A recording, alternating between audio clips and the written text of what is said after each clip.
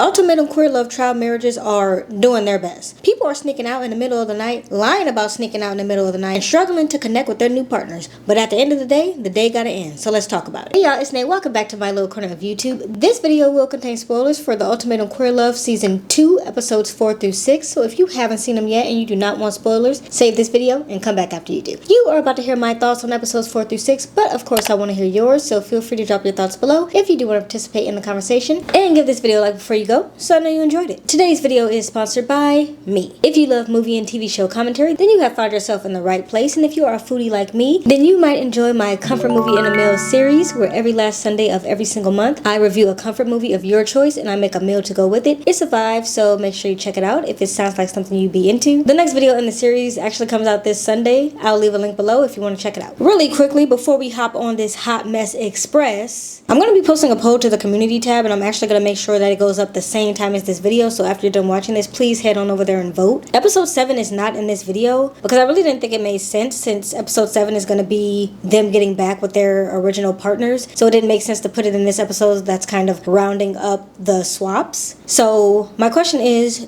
do you want me to post episode 7 by itself on like Monday or something, or would you prefer for me to group episode 7 with the remainder of these episodes, obviously not including the reunion? That poll's up right now, so make sure you head over there to vote, because I'm just going to pick the majority and I'll go with that. I'm going to leave the vote up for 24 hours, so 24 hours from when this goes up, when the poll goes up, and I'll take the majority of the votes and I'll go with whatever that is. I would really appreciate your participation there, because I love when you guys participate as a community, and I gotta admit, I kind of suck with the whole community aspect of this, but I'm getting better, so just help me get there. Now, before we get into too much of the nonsense, I just want to point out how chipper our girl Megan is looking when she's with Haley. By golly, she's skipping around the pool table. Now, I mentioned in my last video that I don't think the only reason that Megan's family is against Megan is because of her being gay. I actually just think her family doesn't like Dana, and we can all see why maybe her family might not like Dana. And then it's funny because in episode 4, Megan said this. I think for a long time, I wasn't taking myself seriously, so my family wasn't taking me seriously. I was unsure, so they were unsure.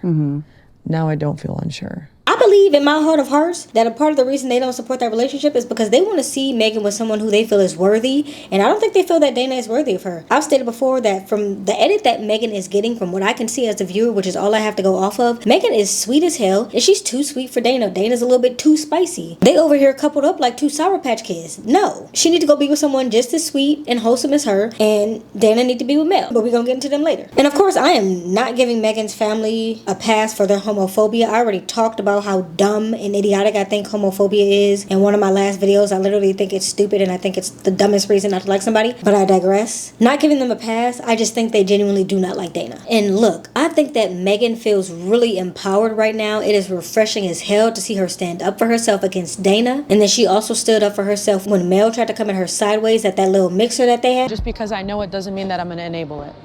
You're being extra about it. No, I'm not. Do you show patience? Do you show understanding? Are you sure? Because I don't think so. She's so scared that, like, well, something's going on with Haley. She's freaking out, dude. Who wouldn't be scared? I'm doing my own thing with my trial partner.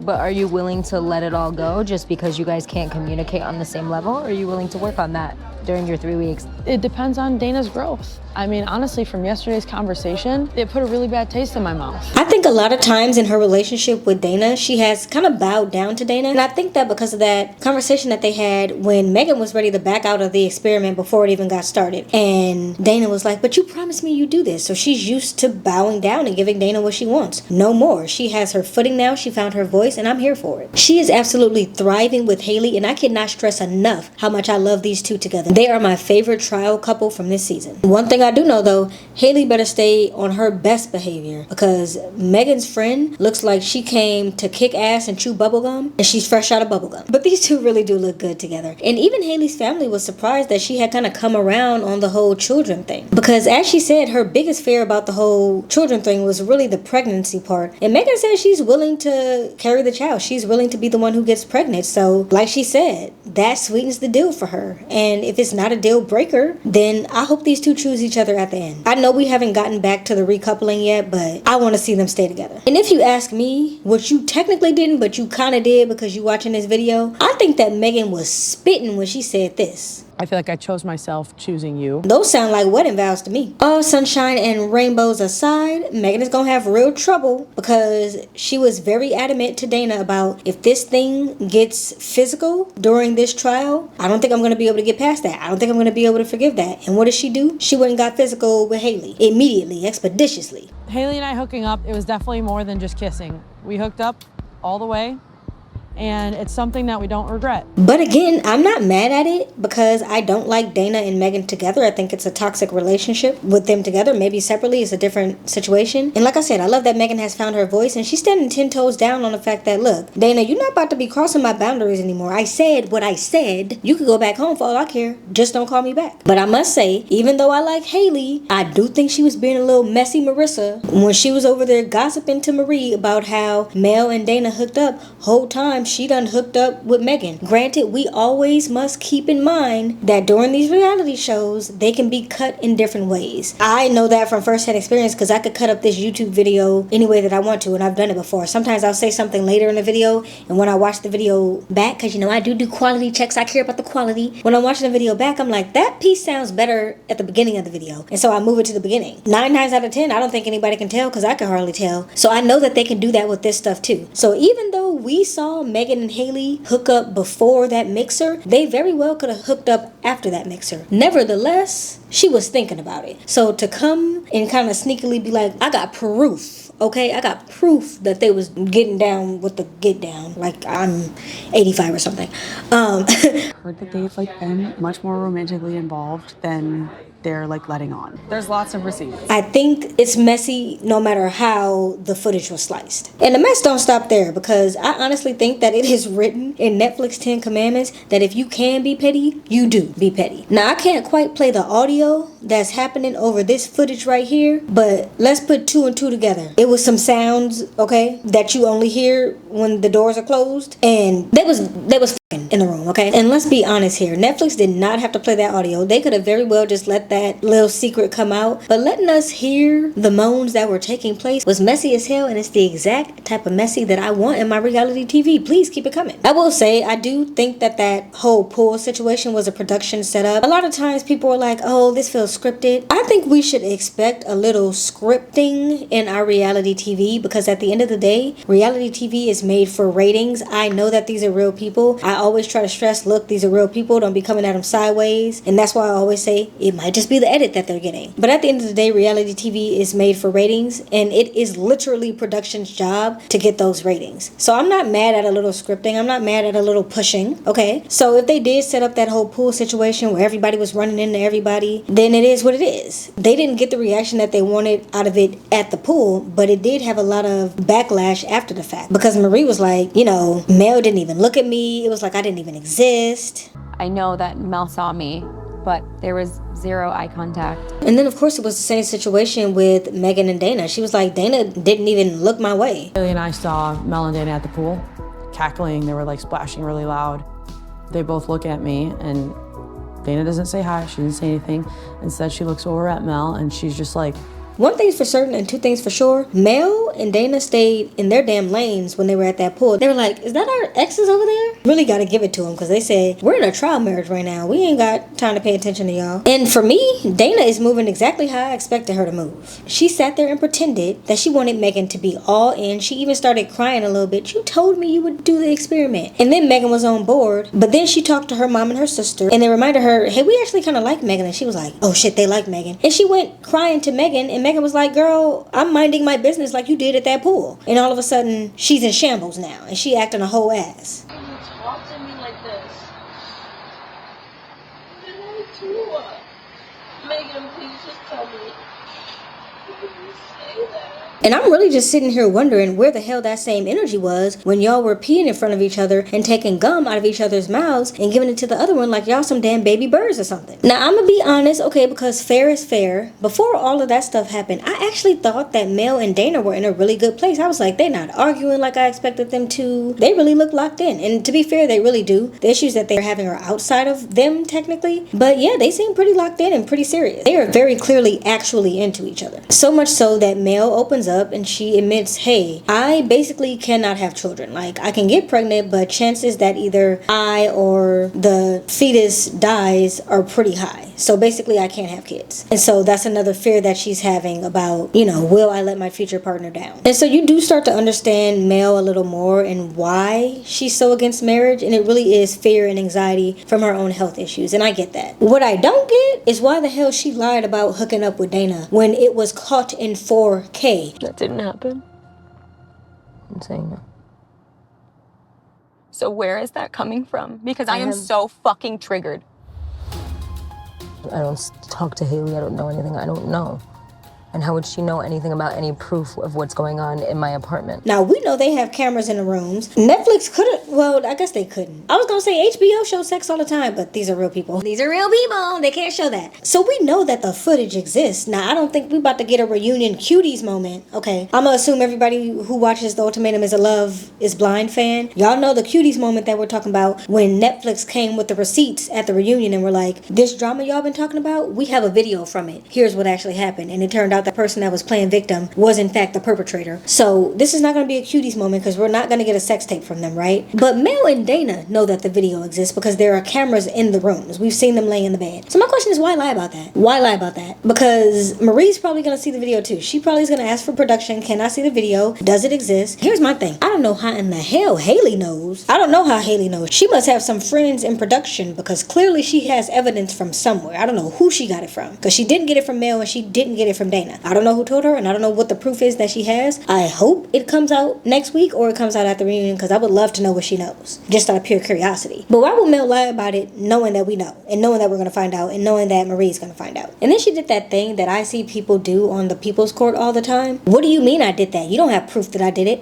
And I just really need y'all to understand that someone not having proof that you did it does not mean you didn't do it. That just means they can't prove it. Meanwhile, when Mel went back to the apartment and she had a conversation with Dana about it, Dana did not say, oh shit, how did they find out? How did they know? She said, have they been spying on us? Were they hacking our cameras? No, girl, it's called you're on a reality TV show and you're always on camera. If you didn't do it, that wouldn't have been your response. Your response would have been like, why would they think that? How dare they think that? So, judging by their reactions, we know, and judging by that audio, we know exactly what happened. I don't know why y'all be surprised by that. Didn't you sign papers saying we recording all the time? Maybe not. I don't know. Now, to me, it does feel like Dana is playing with Mel a little bit because I think Mel is more, just a little bit more into Dana than Dana is into Mel because Mel told her that she loves her. And I'm gonna be honest, I think for the betterment of everybody, Mel and Dana just need to go ahead and stay together because getting matching tattoos is crazy. Soul ties is crazy. I don't know who came up with the idea to get tattoos today. I think the fact that they're matching for us was kind of like, I'll always be in your life, you'll always be in my life. Megan, we've talked about getting matching tattoos, so she's not gonna be happy at all, but I don't care. As for AJ and Marie, I thought that they were going to come out of this strong. I was actually really rooting for them in the way that they spoke about each other. But it appears that the odds were not in their favor. They were having a good kiki at dinner, and Marie was ordering AJ's food. Maybe please do oysters and octopus. And then a ribeye. What temperature for the ribeye? Mid-rare.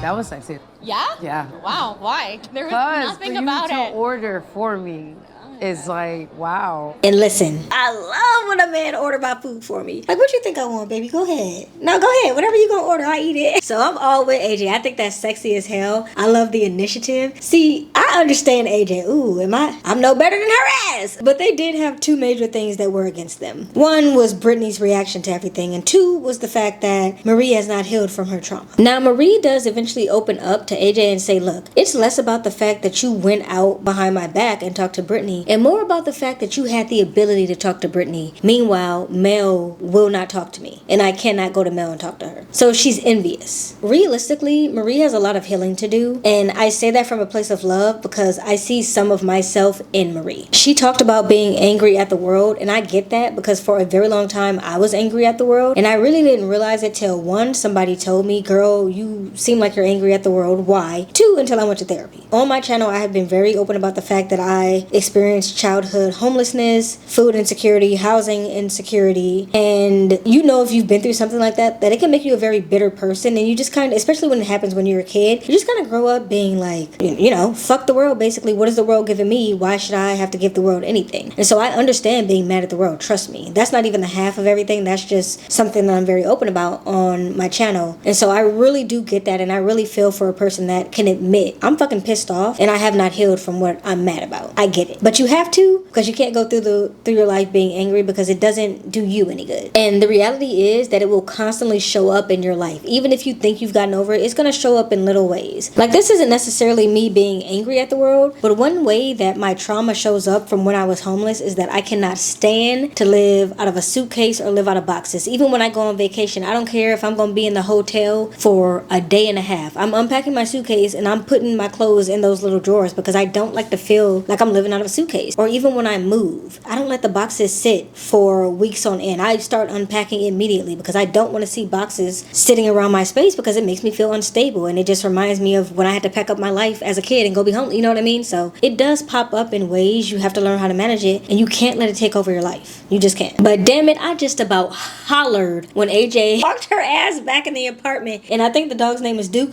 Duke was barking, and she was like, "Be quiet. You need to be quiet. You about to wake up Marie." And then Marie is standing in the doorway, and she like, "Oh shit, you already up?" And Marie's like, "Yeah, I've been up the whole time, girly pop. Where you been?"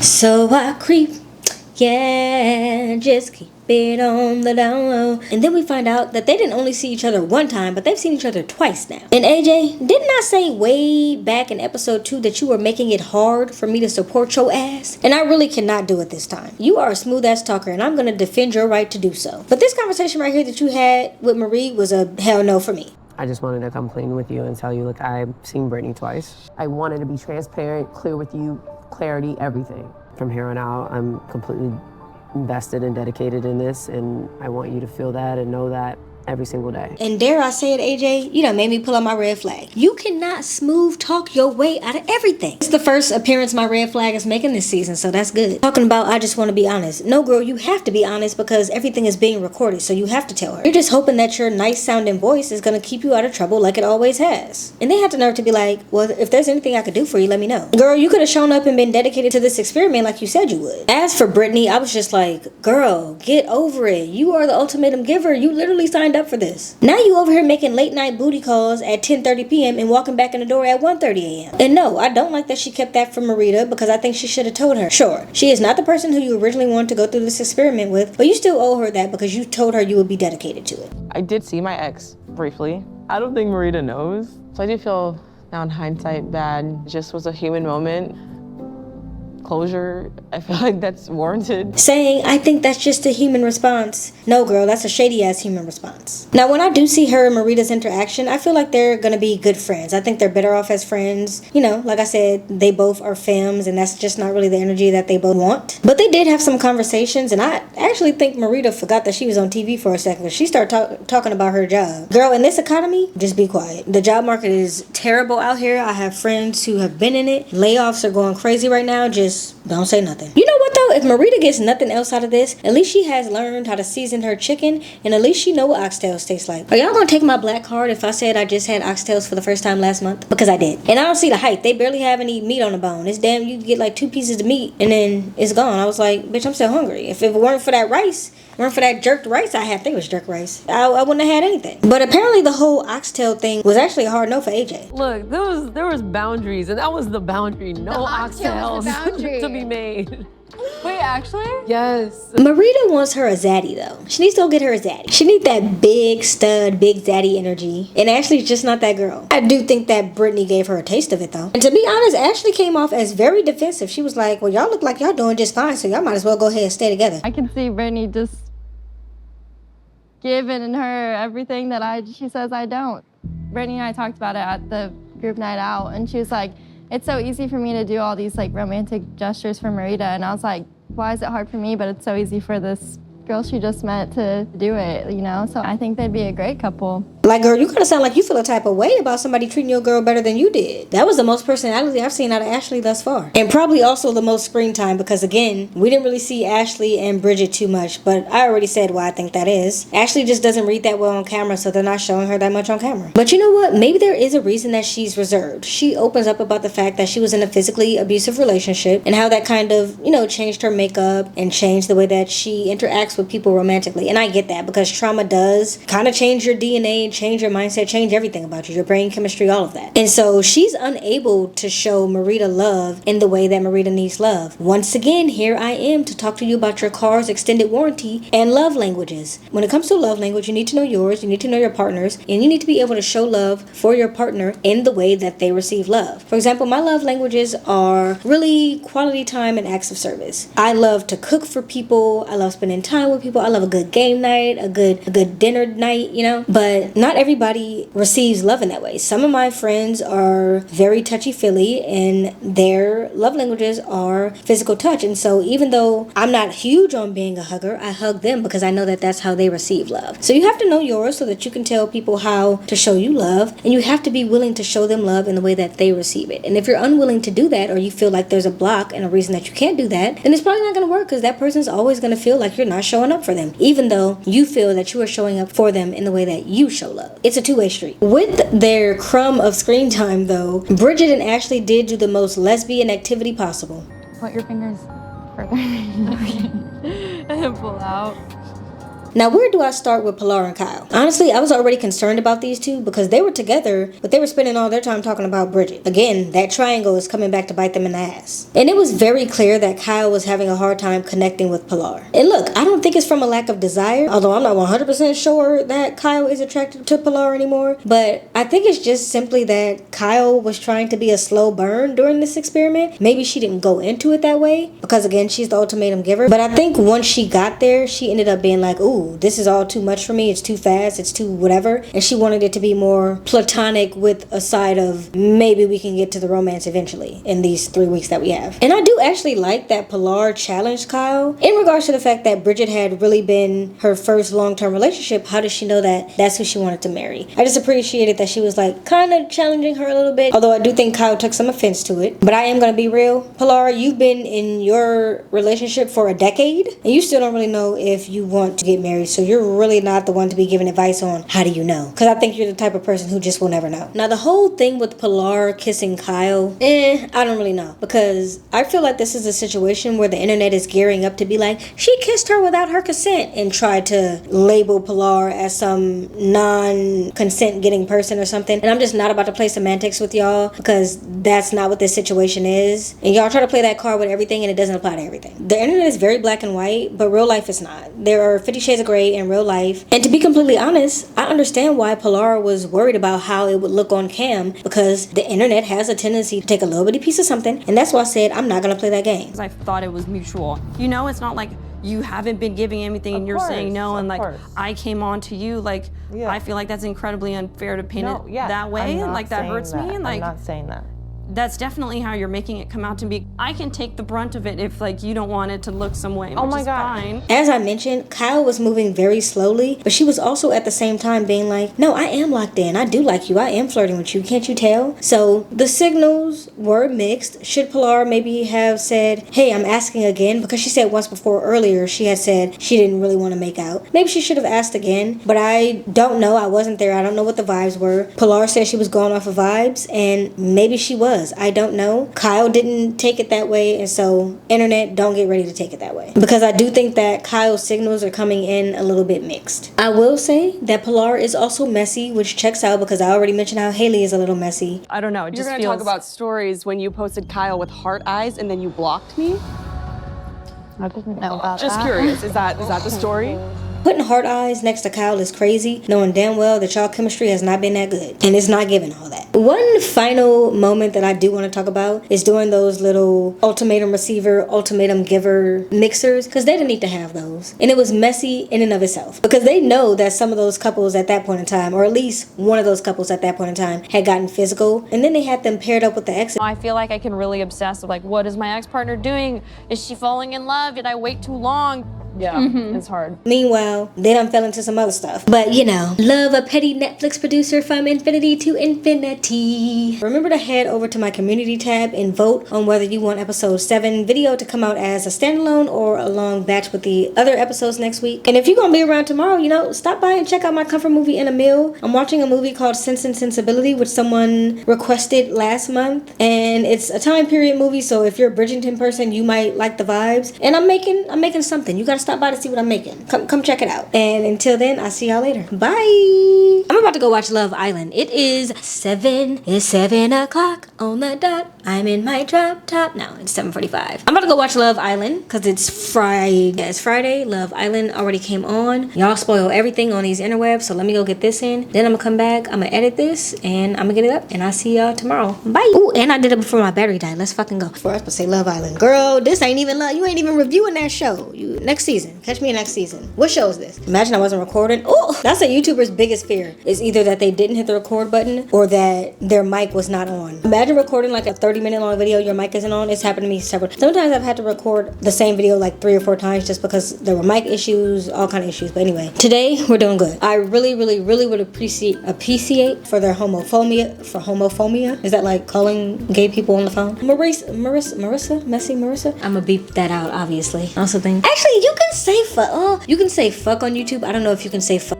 That's a difference. So I'm gonna block that out. I just about holla. Oh, my battery about to die. Let me hurry up while I'm trying to sing and dance. My battery's literally saying, bitch, you got 30 minutes. Do you know you got 30 minutes? Like, that's what my battery's saying to me right now. And my other one is on the charger, but I don't feel like changing them, so. Wake up in Pasadena. Nobody asked where we from. Cold-blooded conversation. ADD told me to run. Why he got too many coats? Cali got too many sons. Home of the famous and broke. Broken and lonely, a bunch.